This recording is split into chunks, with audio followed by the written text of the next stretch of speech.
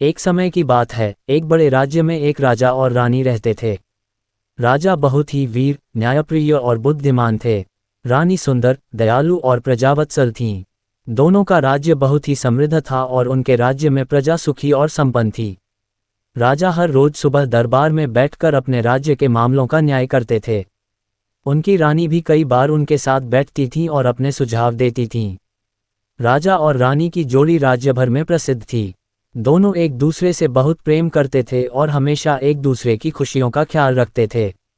एक दिन राज्य में एक बड़ा संकट आया। राज्य के निकटवर्ती जंगल से एक विशालकाय राक्षस निकलकर गांवों में उत्पात मचाने लगा।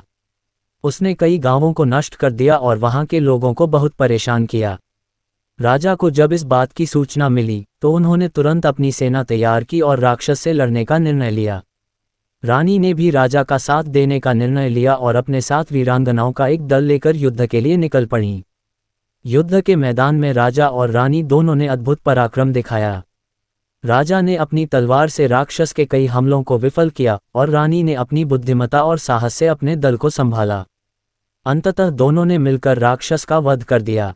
राज्य में फिर से शांति स्थापित हो गई। राजा और रानी की इस वीरता की कहानी पूरे राज्य में गूंज उठी।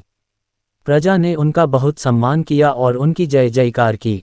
राजा और रानी ने समझा कि सच्चा नेतृत्व वही है जो अपने लोगों की सुरक्षा और भलाई के लिए हर संभव प्रयास करे।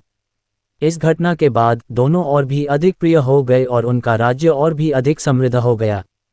इस तरह राजा और रानी ने अपने प्रेम, साहस और न्याय से सबका दिल जीत लिया और सदियों तक उनकी कहानियां लोगों के दिलों में जीवित रहीं।